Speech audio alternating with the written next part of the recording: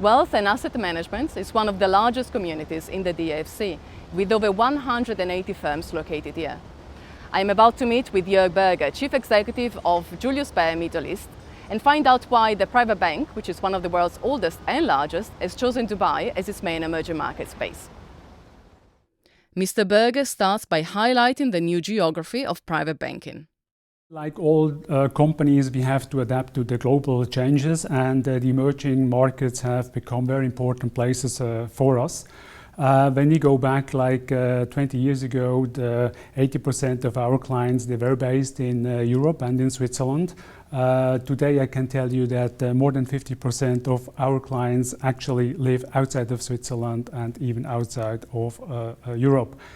In summer 2016, the Julius Baer Executive Board has decided to nominate Dubai as the new global center for Julius Baer emerging markets. Emerging markets, that's not only the Middle East, it's also Africa, it's India, it's even Central and Eastern Europe. When we started in 2004, it was a sheer location, and even today, if you look at the number of flights we have from Dubai to South Africa and from Dubai to Asia, it gives you an indication of what's going on in the trading world and what's going on also in the financial world.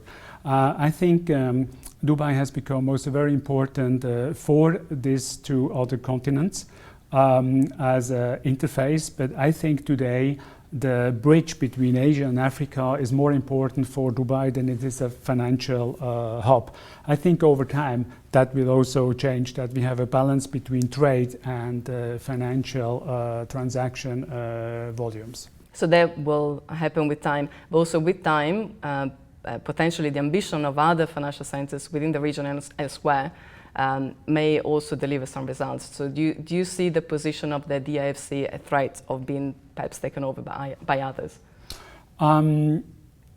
Any success story and quality comes at the price, and it's a fact that doing business is the cost of doing business in Dubai, they have gone up, and we as a business, we have an obligation to be aware of the costs, and it's an obligation towards our shareholders to be aware of potential cheaper or more cost-efficient alternatives.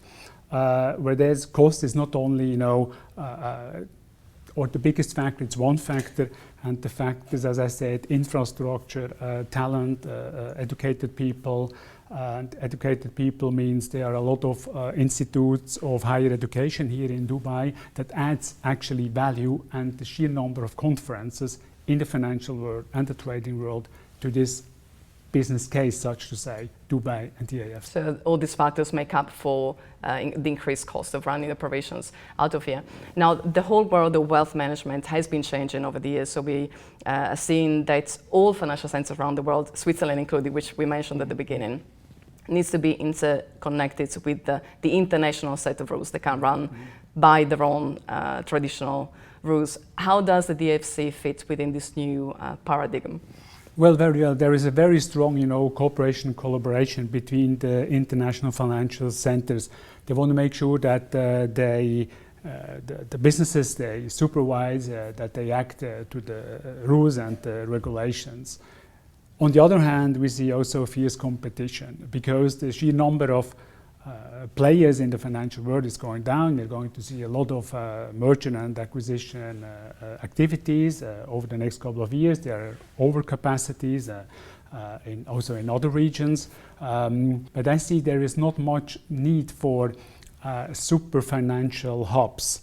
I think the world can do with maybe 3 and 4, and then some minor financial hubs, and I sometimes like to compare it a little bit like the airline industry, where we have one hub per airline, or several airlines have one hub, and they have many flights actually servicing that hub.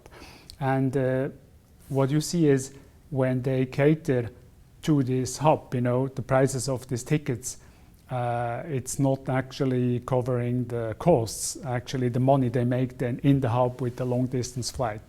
And it may sound a little strange as a comparison, but I have worked 35 years ago in a couple of years in the airline industry. So I like to do that comparison. If you look at financial centers catering to the industry, that's of course very, very important. But it's more important that you have a well-being and GDP growth in the industry. Otherwise, there is no growth in the financial centers. And what we see here in the DIFC, you have the established firms that may put on hold their expansion plans in the region for a moment, but you have a lot of new players coming from emerging markets, smaller firms, a lot of insurance businesses now coming to the DIFC. So it's a very, very healthy community. Thank you very much for your comments. You're very welcome. Thank you.